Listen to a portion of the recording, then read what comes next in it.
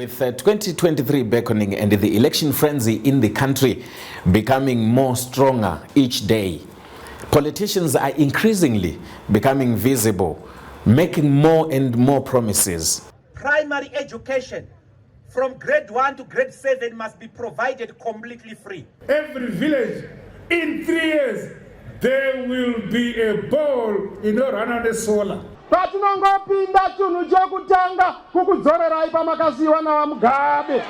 Toda kudzorera maticha kwavaiva kwokuti ticha aizikanwa semunhu aitenga zikoti zheadmaster nenyaya yokuti anga ane udzamu nejikiniki.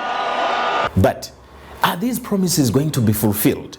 The electorate is pondering on who to vote for in the council, parliamentary, and even presidential election.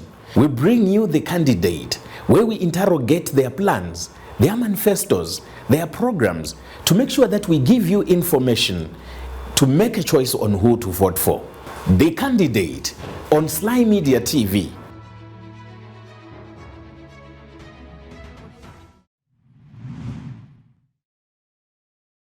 To some, it is only days before the 23rd. To some, it is only just a few weeks before the 23rd. Have you already made up your mind? Whom are you going to vote for? This is your program, The Candidate, the program that we give you now and then, just before and after the elections, where we invite presidential candidates or politicians that are participating in the election to come and talk to you, the viewers, to come and tell you the reason why you should vote for them, to come and say, this is our manifesto, this is what we are promising you. And as usual, we have invited back Elisabeth Valerio. She was here some few weeks back, and she promised to come and share with us the reasons why you should vote for her. My name is Robert Mugabes. Elisabeth, welcome back. Thank you so much for having me back. I know it has been hectic, you know, the court challenges, the campaign and everything. Yes. How was it? How taxing was it, you know, when you were waiting for... You know, the uncertainty of knowing whether or not I was going to actually be able to participate in this election was just unfair. And it felt, you know, limiting in terms of our ability, because people were saying we want to run with our president. We want our president to be on the ballot. So it was challenging. I will say I'm so relieved that finally now we know, but the time is so compressed. You know, it's going to be a difficult few weeks for us. Yes, I understand. So in other ways, it really affected your campaign program. Were you campaigning? Did you sit back and say, no, let's just wait for the ruling? No, we did campaign. We have been campaigning all along, even before we officially went into nomination court. We've been really putting the word out that we are contesting in this election. Our candidates who are on the ballot, of course, are also actively on the ground campaigning. So we've continued on, but I think this just was a distraction that we didn't need, because the court challenges required, of course, now engagement with the lawyers, waiting and anticipating when you're going to go to court, all of those sorts of things, and your schedule becomes unpredictable because you're working around the court schedule. So it was difficult. Yeah, but in this case, who is to blame? Yourselves, were you not aware of what is supposed to be done? Was it the electoral, you know, court officers? What really went wrong there? Well, based on the judgment in my case, we did everything we were supposed to do. Okay. We didn't do anything wrong.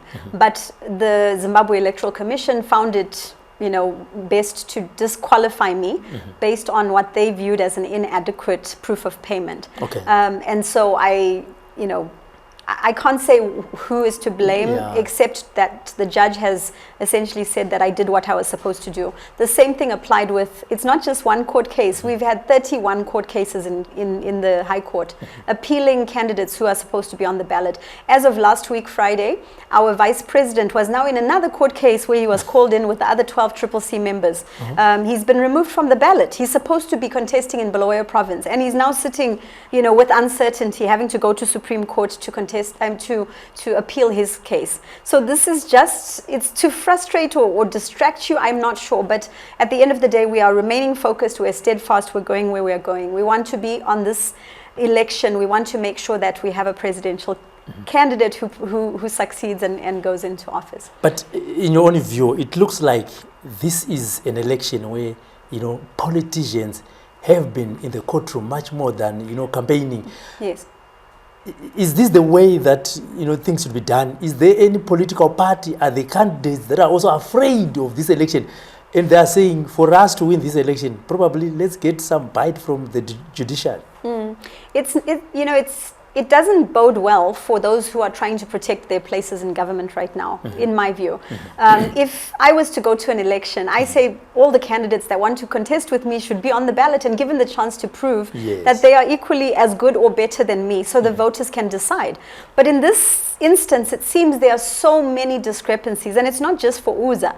You know, you see multiple court cases, multiple challenges in and out of court, and it's setting a bad precedent, because that means something is very, very wrong. Multiple political parties are affected by this. I think in UZA's case, 73% of our candidates were disqualified from contesting in this election for the House of Assembly. That's not just a slight, you know, discrepancy. That's a major factor. That's like intentional, you know, exclusion of our candidates. We were going for a majority in government, and now we are going to have less candidates on the ballot. We're in 61 constituencies. We would have been in many more. It's not an ordinary set of circumstances. So that tells me that something is going on behind the scenes, and it's very disconcerting. How does it feel to be the only female presidential candidate come 2023? It's for me, it's a great responsibility I need to deliver for the women in Zimbabwe, but also as a candidate that represents a very different perspective from the other candidates that are on the ballot. I need to make sure that you know, the views, the message is clear, and that people can understand who I am, what I represent as a candidate. So it's a lot of responsibility, a bit of pressure, but I'm ready for it. And honestly, I'm disappointed that there aren't more women. It's not just about me, it's about having women equally represented in this election. And I look at all levels of government. We need to have a very different future in terms of our electoral process. This is not the way. I shouldn't be the only woman. So, and you know, looking at the list of the male candidates that are there, who gives you sleepless nights and say, this one, maybe I can go for runoff with... I don't know what it is. Like, I don't have those feelings or sleepless. I'm very confident about what we represent as UZA. And I believe Zimbabwean citizens, if they are given the opportunity to know what we stand for, who we are, Zimbabweans will not even have a doubt that UZA is the right government for Zimbabwe. We are the leadership. All of our candidates are groomed in a certain way to lead with the citizens at the center of their focus, which is very different from what we are seeing in politics these days. It's no longer, Zimbabwe doesn't really center its objectives around what is best for the people, in my view. So ultimately, I think that when I look at the other candidates, there's not a single candidate that I would vote for. So, you know, I don't have sleepless nights about what the implications are of them being on the ballot, because if it was a free and fair election, if it was, you know, a set of circumstances where we could get our message out effectively without disruption or disturbance, I think Zimbabwe, it would be a clear win for us as UZA. There are many obstacles, you know, that have blocked women to participate in politics. Yes. How have you managed to overcome some of them? I have, you know, of course, it starts at home. You know, I've got a very supportive family structure. My husband is very supportive of what I do. He doesn't interfere with my aspirations. I have an incredible team of people who continue the work that I was doing before I left, you know, my business focus. I've been fully focused on UZA for the last 2 years and putting a lot of effort, but I have good teams that work with me. And then I think the other factor is the people that I work with within the United Zimbabwe Alliance. There are women in politics today who are actually in a way nurturing me. Even as a presidential candidate, you need your support system from within, you know, the women, but also the mentors that I have, you know, in politics. I knew nothing about politics when I first came to this space, and it was very important for me to surround myself with people who understood what was needed, who could guide and sort of show me the way. And those people have just been instrumental. So I think overall, the support system has been good, but it's been a challenge because there aren't a lot of women I can look to that can say, I've been a president in a country. This is what I'm striving to do. And where I have reached out to women with extensive experience, oftentimes they're reluctant to pull up, So it's been an interesting and challenging experience. I will say that being on the ballot now as a woman, I have now been able to spend more time engaging with women in the civic groups as well, which has helped a lot, because some of them are bringing my attention to issues that affect women, certain types of challenges we need to address as we look at shaping the next government. But as a presidential candidate, it's not just about me being a woman, it's about the whole country, making sure I address the issues and the needs of all citizens in our country. Yes, as you focus on addressing the needs of the ordinary citizens. Yes. At one point, if I remember very well, your mother, she was also a politician. Yes. May your soul rest in peace. At one point, she said, we need to drop the Zimbabwean dollar and adopt the United States dollar thing. To many Zimbabweans, it came as a shock, as a surprise, and some said, no, this is a mental case. She's not supposed to be where she is, maybe probably in a mental institution. Come, fast forward. This is where we are. Yes. Yes. And should we say then now, are you taking from your mother, carrying the torch to the next level? It's interesting. I've been reflecting a lot about that, and maybe it was already within me and I didn't know it. My mother, when she said that, it was in a debate with Robert Mugabes, I believe, on ZBC, and they laughed at her after that interview. And you're right, they thought that but she was ahead of her time. She was looking for solutions to solve the problems we had in our country, and people couldn't understand that. And sometimes the solutions that we really need in our country don't come in the form or fashion that we envision. But it was for stability to come back to our country. I mean, I'm not a presidential candidate who is going to say, I'm doing it because of my mother. I really didn't even understand her political journey because she never spoke to me about it. The last time I saw her, even, before she passed away, politics didn't even factor into it. For me, it was my mother. She was the woman who raised me. I saw the works of her life, the businesswoman in her. Those things, I think, immediately were part of me. This political journey, sometimes I think it's destiny. I've been saying lately, my journey was even before I was born, I think, because when I look at all the steps that have brought me to where I am today, it was preparing me. I've got this very versatile perspective. I understand different facets of Zimbabwe, but also the global, implications of our relationship to other countries. I do understand a lot of different aspects of industry, whether it's one sector versus another. And I don't know why I was chosen to be president of UZA. There were many people sitting around the table, but here I am, the only woman on the ballot, and leading a growing and emerging political party that I think has a genuine possibility of being the next government, if in fact the people of Zimbabwe give us that mandate. Yes. So, with the possibility that you are going to form the next government, within the first 100 days, what is it that we should look forward to say, right, we elected the right person, we elected the right government. What is it that you are promising us? That is, you are going to focus, within the first 100 days of you being in the office? That question is loaded because, we have to also be realistic. It took many years to undo a lot of the fabric of what was running Zimbabwe, right? It took 40 plus years, right, for Zimbabwe to get to the point where it is now, where we don't have a proper functional, society, where we have people leaving quicker than we could ever have imagined. It took years to get here. So I think I'm not going to be a president who offers a pie in the sky and, false promises. I will always tell the truth, and I will try by all means to be realistic about what we're working on. My goal during the first 100 days is to ensure that, first of all, we have the right people in office, in government, to take responsibility for the different aspects of our manifesto, what we want to implement as a government.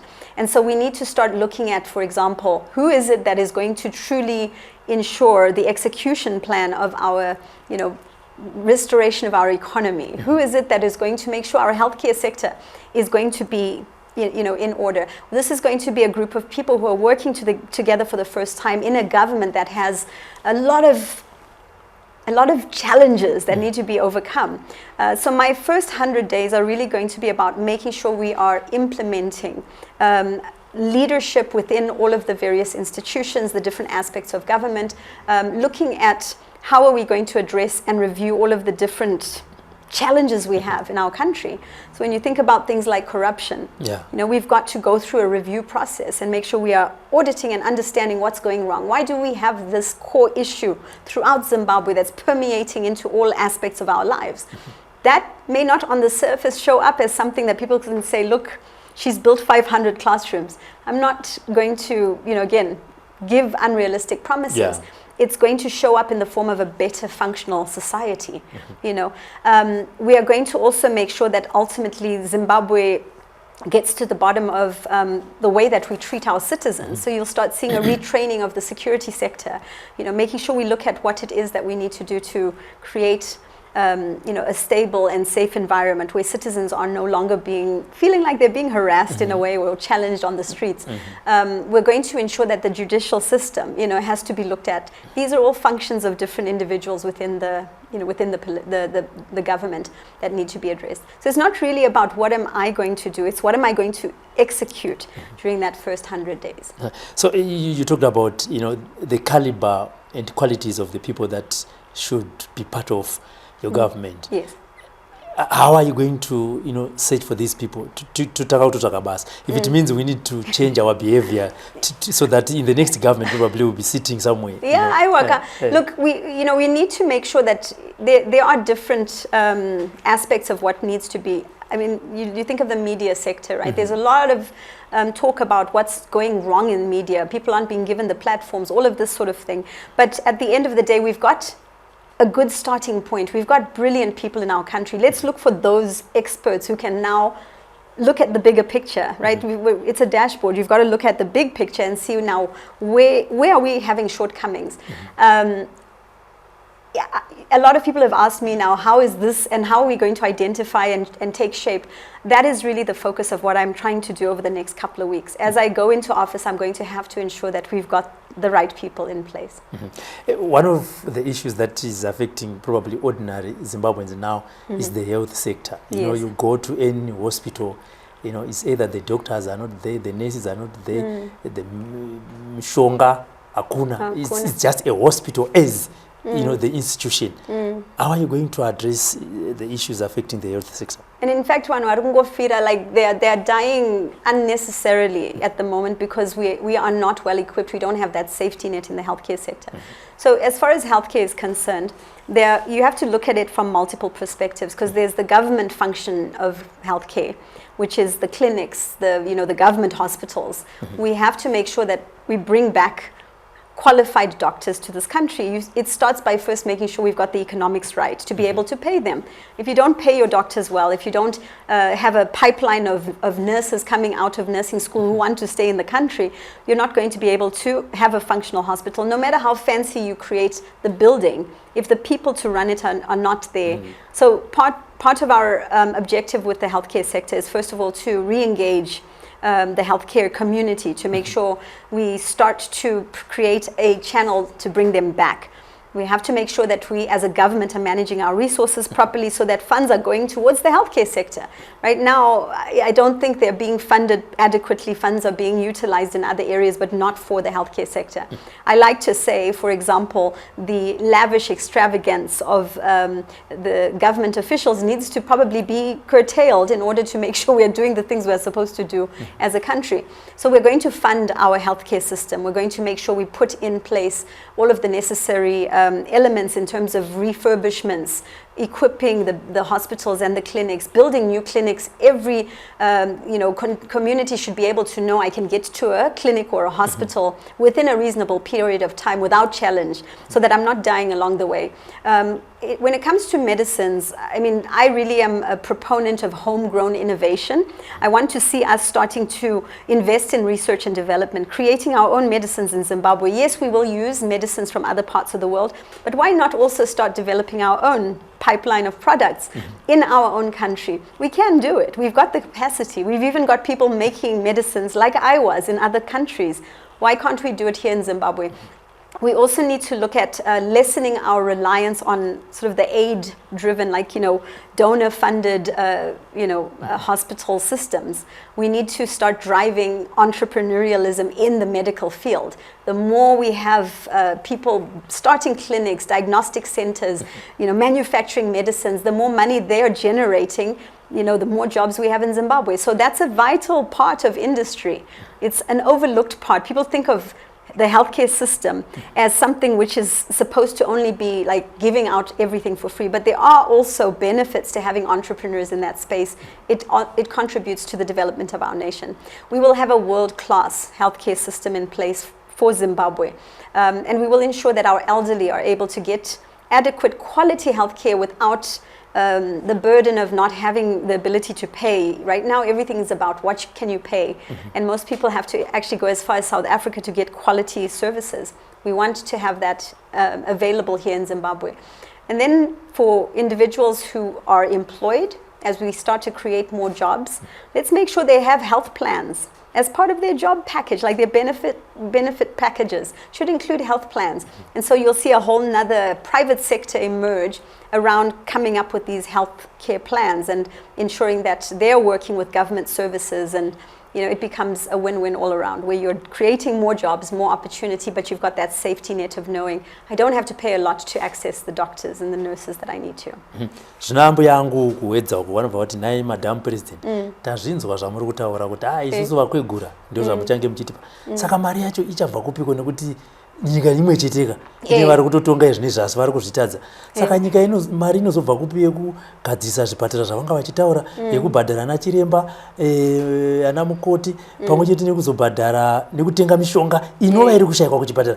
Madam President, mari iyoyo ichange ichibva kupi? Muziva here kuti Zimbabwe ine pfuma yakawanda, but the problem is mari yedu haisi kupiwa it's not being given to the right places, it's not being utilized in the right way. And this is why I'm saying, senge inini sa president, ndovanhu vaire kubururuka ne private jet every time, inototora ma-millions kuti ndiende one trip kune imwe nyika. Mari iyoyo ngaende kuma-hospitals, ngaende kuzvikoro, ibatsire kuwaka nyika. I will be a responsible president whereby our budget system, our fiscal responsibility will be very different from what you see in the current government. Atidi kuona vanhu vanenge vachingoshandisa mari yehurumende in a way which is frivolous and excessive. It must be used for the right things. So we've got budgets, we've got funds in this country, but also ukaona like pane ma opportunities ekuti tishandise ma resources ari kuuya munyika medu, but they're not being directed to the right places. So you look at this mining sector, right? I'm wondering at this point how it translates directly to Gogwewao. Is she really benefiting from the fact that vanhu vari kuuya vachitora marasha yedu vachiita zvinhu zvakasiyana siyana mune ma-areas akasiyana siyana? Is that translating to hospitals and clinics? Is it translating to jobs in the region for her children, her grandchildren? Is it actually translating into better roads, better schools? I'm not seeing that in Zimbabwe. And I think that's going to be the very big difference between UZA and the current government. We're going to ensure fiscal responsibility. We're going to ensure that resources are put to the right, to where they are supposed to be, to the people of Zimbabwe. Earlier on, you touched a little bit on corruption. Do you think the First and the Second Republic has done enough to fight corruption? Or it's now deep-rooted and it has become like normalized, way of doing things? Yeah. Sadly, I think if you speak to anybody in Zimbabwe, corruption is a part of our society. It's something you encounter almost at every level, whether it's the school system. I know we've heard of people buying, their way to get O levels. You've got people who are buying degrees. You've got, so whether it's education all the way through to kana wakumiswa ni mapurisa jonzie, ukanipa $5, then you can proceed. This system of corruption has got to end. It's actually robbing us. But the root cause of it is the fact that people don't have good jobs. They don't get paid well. So they are trying to hustle and get what they can where they can. What we need is a society where people understand that that is not the answer. You're contributing to the problem. So we have to move towards a completely corruption-free society. So to answer your question, I don't think much has been done. We've got the Zimbabwe Anti-Corruption Commission. We're happy that it was put in place, but is it doing its job? Chero patinoona ma reports acho achibuda kuti you know nyaya yabuda. We're not seeing my prosecutions when awaskusungirwa nyaya dzacho ka.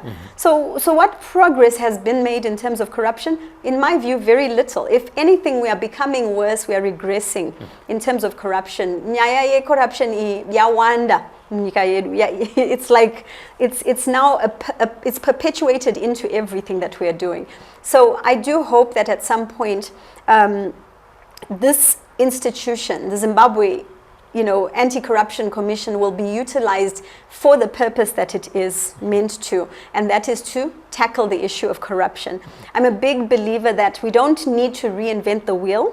What's happening in Zimbabwe is just poor management or mismanagement or abuse of systems. You look at maparastatals, Edu, all of these different aspects of Zimbabwe, even down to command agriculture yacho. If you are with this political party,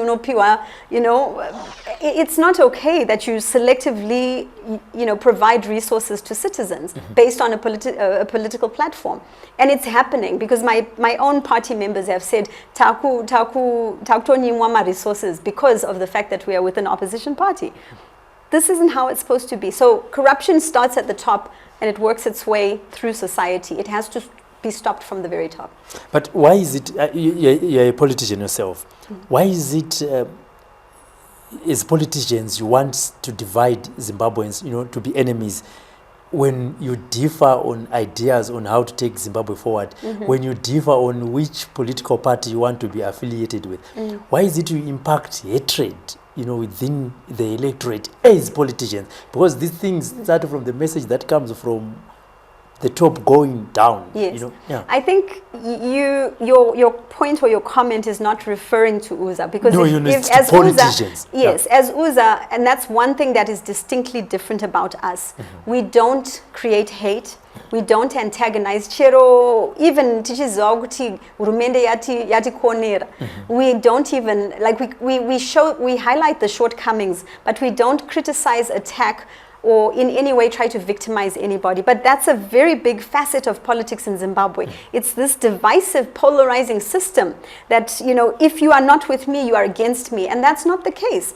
As UZA, we say we want a society where people with different ideas come together and find the best way forward. And so whether it's someone from another political party, for us, it's not really about, focusing in on opposites or hatred. We always say we are Zimbabweans before we are politicians, right? Yes. And as a political, maybe because I have a new perspective, I'm not historically a politician, I've never looked at it from that perspective. I'm actually surprised when people attack me when they are from another political party. And yet I'm just trying to get our vision, our ideas out to the people. So it really is something that we need to look at as Zimbabweans.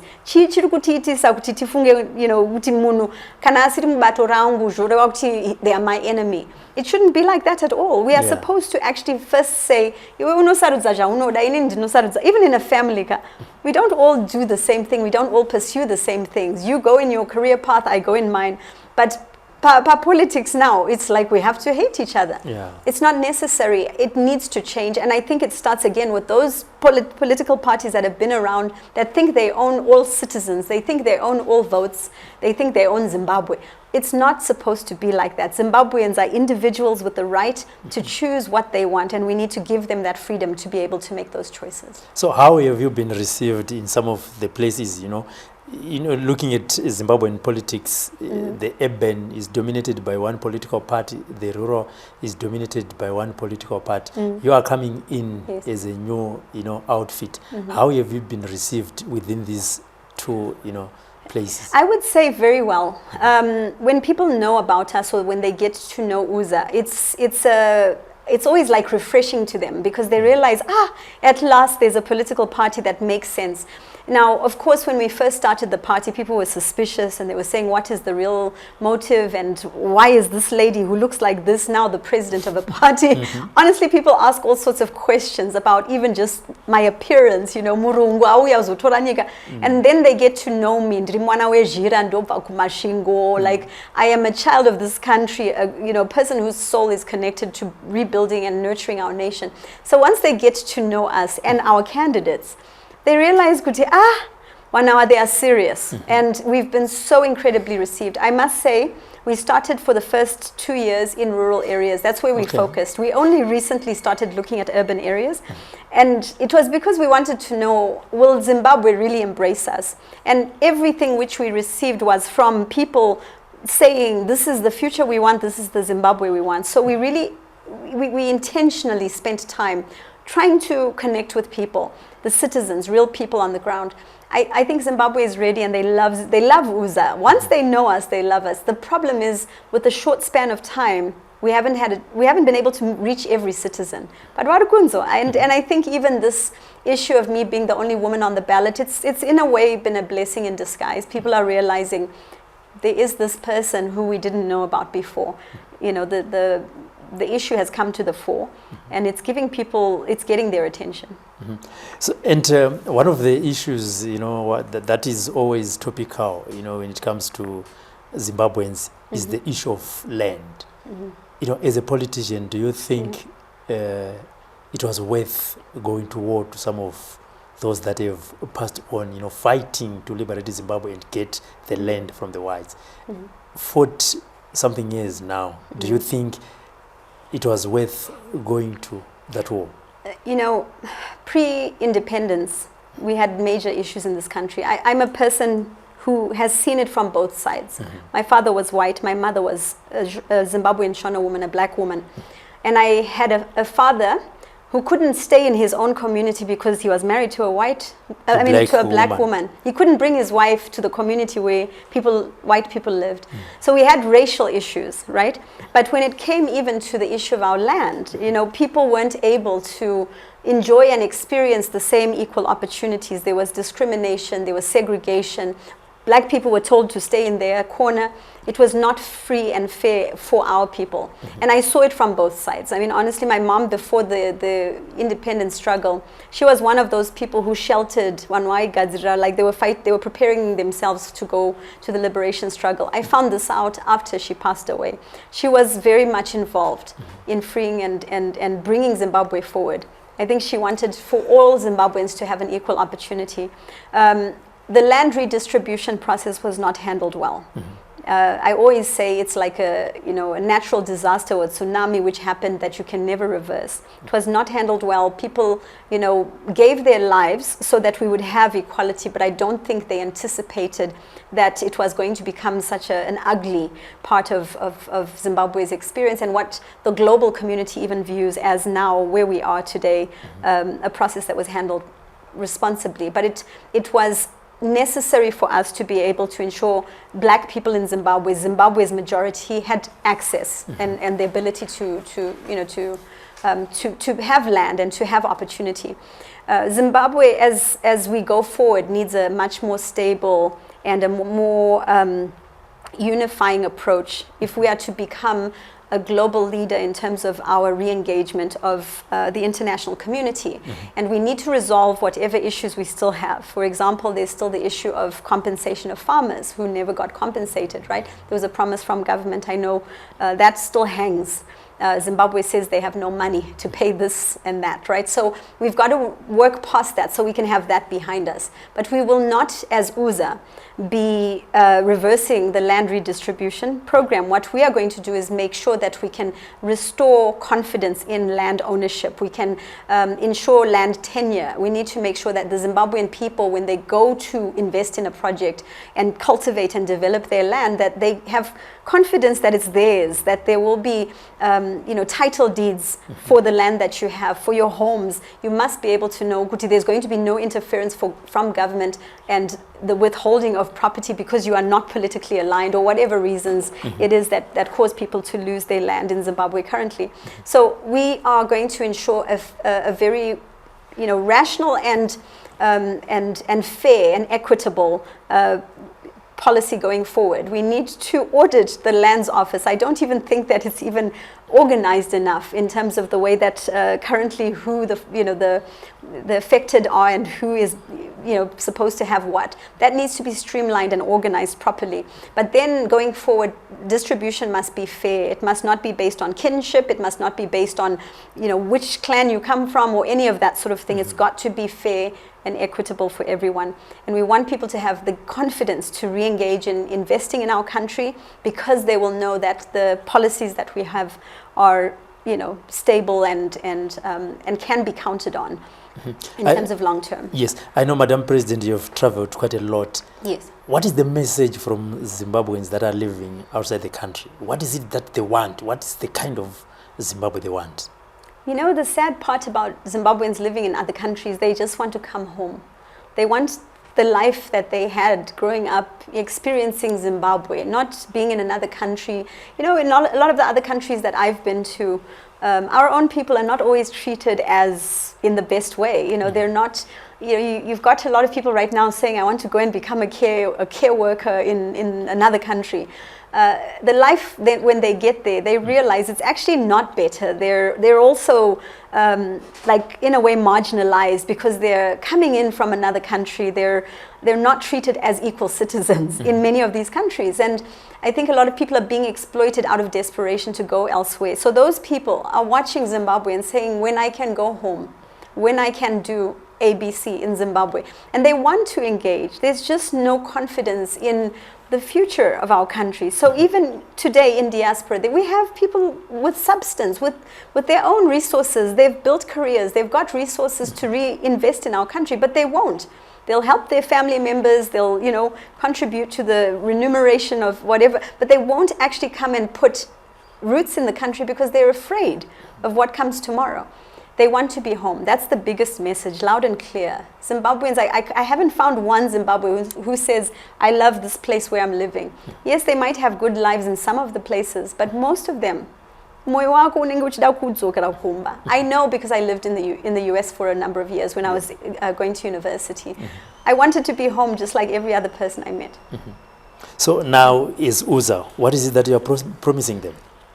Well, like I said, as soon as we are in government, we will be working very hard to ensure that we bring the business sector to the table to figure out how we can revitalize our economic, outlook. And that includes rebuilding rebuilding companies, manufacturing within Zimbabwe. We're going to need the workforce to lead those industries, right? And so that, I think, is a role that diaspora can play. Of course, we've also in our manifesto got a vision whereby they can actively participate in policy, shaping the policies, whether it's through just simply voting, being able to vote. Imagine a person from Zimbabwe is not able to even participate in elections and vote. And yet we've got embassies all over the world. So these are the sorts of things that need to be resolved to give them a role to play in terms of shaping the future of Zimbabwe. But more importantly, I think the skill sets that we have, we've lost all of our brain trust, all of the educated Zimbabweans. Now, Zimbabwe's got the most educated individuals in the world. You find them working, building other companies in other countries. You find them working in governments even in other countries.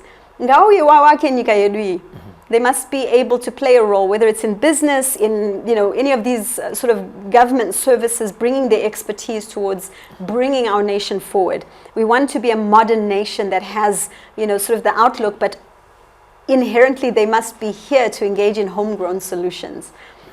And as a politician, where do you think Robert Mugabe's government and him went wrong? You may not have been so much into politics, but because you are a Zimbabwean and an ordinary person, yes. Where do you think Robert Mugabe's government went wrong? And these are the things that you also want to correct as the new government? You know, I've done a lot of thinking about that, and this is just my personal opinion. It's not Uza's opinion.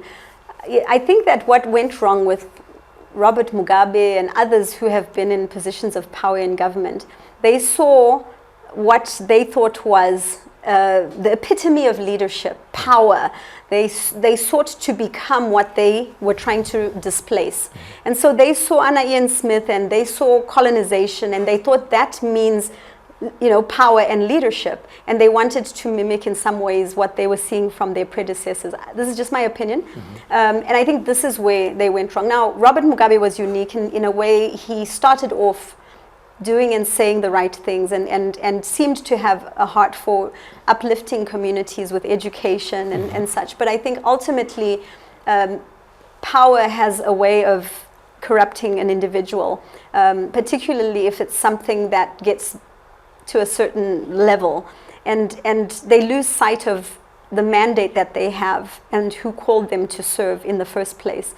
And so I think ultimately these individuals have forgotten the role that they are supposed to play.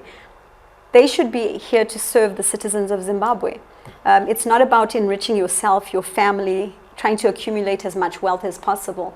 It's about serving the people. That's what government is. That's why we go to elections. And I think even the citizens of Zimbabwe have not also, they're equally to blame. They've not held accountable to a certain extent those individuals, because if they had, you wouldn't see such a big gap. The apathy voter who just says, let's see what happens. You know, people have to step up and realize that they have power in numbers. The way that we can fix and correct such things is by people turning up to vote. So I think they became like their colonizers and wanted to essentially become that elite small number of people who rule and lead our nation. And as Uza and as the leader of that party, you know, looking at the record of our human rights, you know, to some it's good, to some it's bad. From outside it might be good, it might be bad. Do you think there are areas that you think needs to be addressed, or you are happy with the current state of affairs? Absolutely unhappy. I have lived in other countries, as you said. I have seen what people are supposed to have as a normal life. Right now we're running with the whole mantra or the slogan that says we want a good life for every Zimbabwean. A good life, which means everyone should be able to expect to have. And for us in Zimbabwe, the measure of what's a good life is not that high, because most people just kungowana mvura vanenge vakutoti tane upenyu huri nani. And that's sad, because that is supposed to be automatically expected. Zinwa's job is to deliver water to the citizens of Zimbabwe. You're supposed to have access to those things. But at the end of the day, you find the most basic things are not available. Human rights are being violated right now. Our children are being violated at an early age. You know, we've got young children. I saw children in the streets the other day. I mean, literally trying to make ends meet so they can eat at night. That's not a society. So there are human rights violations across a number of different areas. But we take it for granted that that's life. We simply, as Zimbabweans, say to ourselves, no upenyu wacho. It's not okay. I believe that Zimbabweans should understand what their rights are. A Zimbabwean should be able to say, I am entitled to water. Water, it's the most basic thing. And yet you see children are drinking dirty water out of rivers to survive. The same water which they are washing their clothes in. It's not okay. So those types of things need to be addressed. Abuse, you know, there's blatant abuse of individuals. Sometimes it's not necessarily government, but the citizens themselves who are abusing each other because of these political platforms that we function in. And you'll find one political party's members are beating another. We've seen it in our own party. We've had victimized party members, but the police doesn't follow up on it. You know, they're not protecting the rights of the citizens. So these are things that need to be addressed. And I'm not saying again that it's across the board. There are good people throughout our society, but there are factors that need to be addressed. You know, you think of even just this issue that's emerging now of drug abuse. You know, it's not necessarily speaking to human rights, but the fact that there are so many children in this country who had to grow up without parents. Their parents have gone seeking food for these children. These kids have had to fend for themselves, and so now they're turning to drugs, being exploited. really being exploited. Some of them being exploited for politics. You know, a lot of issues have to be addressed in our country. So you touched on the issue of drugs. Yes. You know, is your government, how are you going to address this? Because it's not just an individual taking drugs. You know, there are causes, you know, that lead for someone to do that. Yes. Have you identified these, and are you going to Well, you know, one area that we've identified is that a lot of young people are without role models in society. Their parents have left, they're working in South Africa, they're working in all these other countries to be able to survive. So that's one of the issues. Of course, jobs. There are no jobs. They go to school and you feel hopeless. You know, airtime, you want a degree. I mean, how is that even right, you know? So the hopelessness of an individual drives them to seek solace or refuge in another, you know, space, and that now has become drugs. I mean, a lot of the people who are pushing drugs also need to be properly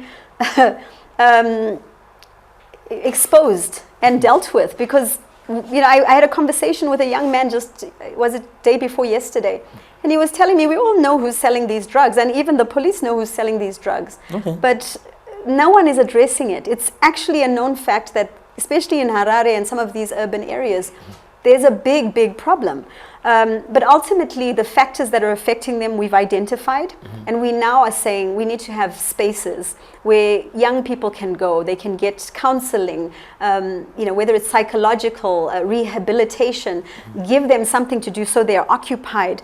And we're doing this partly through a platform called Atlas, which is a program for young people, which will create projects, and we are creating and nurturing the development of 30 companies right now, but also nurturing skills development for young people. And Atlas is the mechanism that we are using, building spaces throughout Zimbabwe where young people can go and actually spend time and be challenged and be around others who can be a positive influence on them. They just need nurturing, and they need, some of them are desperate to get off crystal meth, for example, but they can't get off of it because the system around them is not really able to, you know, to support them. So they become desperate and just end up falling deeper and deeper into the drugs.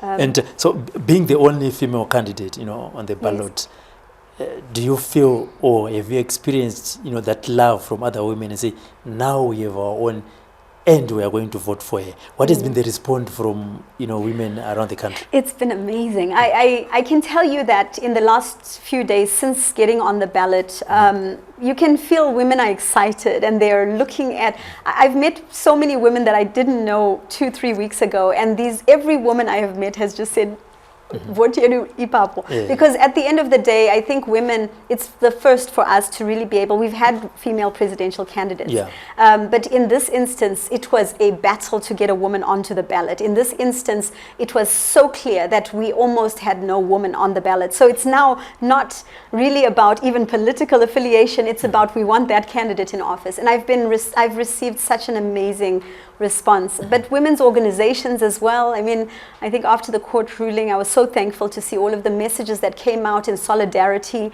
Everybody really understood that this was an urgent issue. It affected so many of us, knowing that we were not represented. So it's been much appreciated across the board. The other women that are watching this program right now, we haven't decided whom they want to vote for, but they are registered voters. You know, as a female presidential candidate, you know, what is the message? What is it that you say, vote for me so that I can address 1, 2, 3 things for us as women? It's not just for women, but obviously, you know, when a woman benefits within the society benefits as well, the house benefits as well. What is it that I think, iwe mdzimai ndisapotewo uyane vhoti yako ukandivhotera inini semudzimai samadam president ndichatarisawo 2 kana 3 izvi kuti iwe neni tigobatsirikana mhuri yeZimbabwe ikufara. Aiwa, ndoda kuona vadzimai vari, like, I want to see the development of women. I think in Zimbabwe we are not being given that opportunity to really showcase what we are capable of. And you know, when you look at mabasa, you know, as a woman, we are often the ones who have to carry multiple hats in order to get the job done, right? Kuchengeta vanakumba, ndisu tikuona kuti chikafu chirimo mumba, ndisu tikutoita zvinhu zvakawandisa. And ultimately what we want to do as the United Zimbabwe Alliance is intentionally create opportunities for women to rise within society. We have a big problem right now in government. Hapana madzimai, awana kukwana, there are not enough women in government. And in fact, they are becoming less and less. So as UZA, we've already demonstrated by being the one political party with the most women proportionally represented in our party on the ballot in this election. But I want to go even further. We will ensure that we have 50% representation in government. We will intentionally work on developing and grooming and cultivating women in politics. But we also will then ensure, the reason why it's important to have them in politics is because they will be the ones to then address my issues in society. We need to protect the girl child. That is very important to me.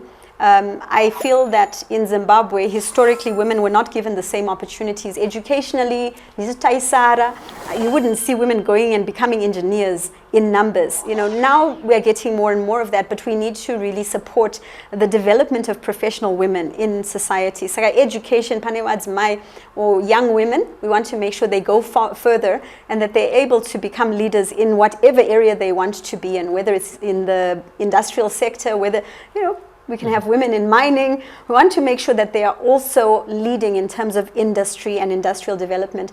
But at the end of the day, I also think that as women, we have a role to play in terms of developing and cultivating the young people in our country.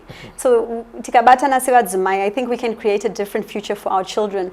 You know, tinoshanda yedu tichifunga kuti kana mwana wedu akura, they'll have a better opportunity in life. But as women, we can create those opportunities together, whether Arima projects or different things that we can do to nurture the next generation. So. There you are, in case you've just joined us. This is the program, The Candidate, the program where politicians come and speak to you so that you make up your mind and choose whom you are going to vote for come the 23rd of August 2023. And today we have Elisabeth Valerio, the president of UZA and the only female president who will be on the ballot. And for now, we are giving you as much time as she wants to say to you, why should you vote for her? If you haven't made up your mind, this is the opportunity. Elisabeth, the electorates are waiting. Some of them haven't made up their mind. Sure. Some have already, but yes, you know, maybe soon after this, they're going to say, no, this is where I'm going to put my vote. Talk to the electorate. Why should they vote UZA? Why should they vote Elisabeth Valerio? Thank you. I think Zimbabwe has seen that for 43 years, we've been hoping every single election that things would change, that Zimbabwe would finally become the country that we can be proud of, the country that has leadership that looks out for us. I think everyone that I have spoken to on this, like whether it's rural areas or people living in the urban areas, we're not getting what we want out of our country, out of our lives. And it's mostly because of the decisions that are being made in government. So as this election approaches, you have an opportunity to create a very different future for Zimbabwe. I want to remind you Zimbabweans that it's only every 5 years that we have this opportunity to vote. Every 5 years we've been voting the same people into government. The same people are again disappointing us, but they come back, nema promises akasiyana every 5 years. Isusu se UZA, hatsikuya nema ideas edu. We actually have spent 2 years listening to the people of Zimbabwe, wanting to know what is it that you want in the Zimbabwe that we will build together. We are saying as UZA, Manifesto yedu, ichagadzirisa nyika yedu, based on what you have told us. We want to make sure that we have accountability. That's one of the 4 things which we are going to work on. Accountability meaning we need to get rid of corruption. We need to put back in place rule of law. We need to make sure that when people are imprisoned, for example, they're actually given a free opportunity, a fair opportunity to be represented, but also to be treated well while they are in custody waiting to be heard. We must not also have politicization of our justice system or of, for example, the police force or any other aspect of our judicial system. We need to make sure that everyone is treated the same in Zimbabwe. Isusu se uza, we are saying when we are a country that has accountability, we will then be better equipped to work on the advancement of our nation, making sure that ma industry asimuke mabasa agadzirwe. Toda kuona nyika yedu inenge ine more production than import. We want to build and grow things here in our own country. Those people in agriculture must be given the opportunity to actually make money for a change. Wanotambura, even if you are in farming, people are just barely making ends meet. We want to create a vibrant agricultural sector. Our land must be productive. At the end of the day, wanawarudama skills, they need more jobs. We need to make sure we have a vibrant workforce. So advancement of our nation is very important. Innovation, research and development, my educational systems. Trukuti, mwana wese apiwe opportunity yokuenda kuchikoro at primary school level, education will be free with UZA. We want to make sure you don't have to struggle to come up with school fees. Kana waenda ku secondary school, let's make sure that they are groomed for jobs in industry, that they'll be knowing where they are going to be working. And my universities must be world class, developing and producing medicines in our own country. Tikazoti dignity yedu ye Zimbabwe. Wanambuya. They must be at home enjoying a different life. When did we last see that? We need to restore the dignity of our country. We need our young people to be raised and have productivity within Zimbabwe. We need to make sure our disabled citizens in Zimbabwe are looked after according to our constitution. But in addition to that, public services, things that we should be able to expect as citizens should be properly functional and efficient in terms of the service delivery that we have in our country. And I'm talking of things even affecting us like my pensions. They should be good enough to be able to provide a quality of life for the retired people in our country. And then sort of finishing the loop, we are also going to make sure stability of our nation is there. And that starts with things like making sure that we have a reorientation of our security forces. A lot of our people, even in the security forces right now, maybe they feel like they are no longer, they are separate from society. They must know they're a core part, a vital part of restoring and safekeeping our nation. We want to become, as a country, a world leader. We should be respected around the world with a currency that is strong and vibrant. Our own Zimbabwe dollar should be on par with other foreign currencies, but we won't get there unless, as Zimbabweans, we work together to redevelop this nation. We must build Zimbabwe together. And we always say as UZA, we must unite. And that's why our mission, our mantra is Ngatibatane Shiwaka Zimbabwe. Let's unite as we build Zimbabwe. We cannot do this unless every person is at the table doing their part, whether it's starting, within the communities, working with each other to find positive solutions, or being active in politics and being part of the political system. Every citizen has a role to play. On 23rd August, you have an opportunity to choose your next president. As president of the United Zimbabwe Alliance and as the next president of Zimbabwe, I promise to ensure that the manifesto that we have written in partnership with the people of Zimbabwe will be fully implemented. In 5 years, we will celebrate the successes of UZA and the successes of your president, but it will be because you are working as part of the redevelopment and the future of our country. I'm a very different candidate than any candidate you've ever seen. I think in terms of Zimbabwe, sometimes, how can I say, we don't see the progress until, it's a very unusual or surprising, person that comes to provide that hope, that future. I hope Zimbabweans, you'll give us the opportunity, read our manifesto, look into who we have on the ground, my structures, tinawo nyika yose, my provinces also, my constituencies also, tiniwan waripa ground. Get to know them, learn about what we stand for, what we represent. Tudanika, Runyararo, we want to make sure we'll have a peaceful nation, but a proud and vibrant nation as well. Thank you for this opportunity. Yes, there you heard it from Elisabeth. And as you have said from the beginning of the program, her mother, a politician, is as well then also said, let's abandon the Zimbabwean dollar and adopt the United States dollars. We ignored her. And your daughter today is also giving you what she can do for Zimbabwe.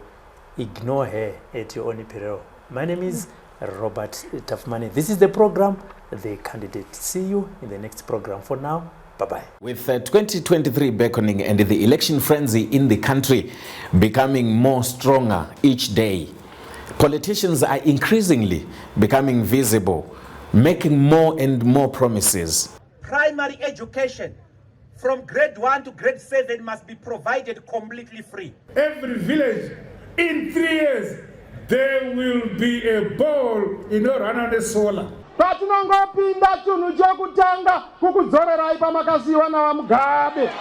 Toda kudzorera maticha kwavaiva kwokuti ticha aizikanwa semunhu aitenga zikoti zihedmaster nenyaya yokutanga neudzamu negiginiki. But are these promises going to be fulfilled? The electorate is pondering on who to vote for in the council, parliamentary, and even presidential election.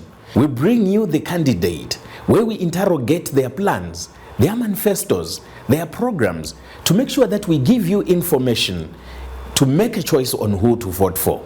The Candidate on Sly Media TV.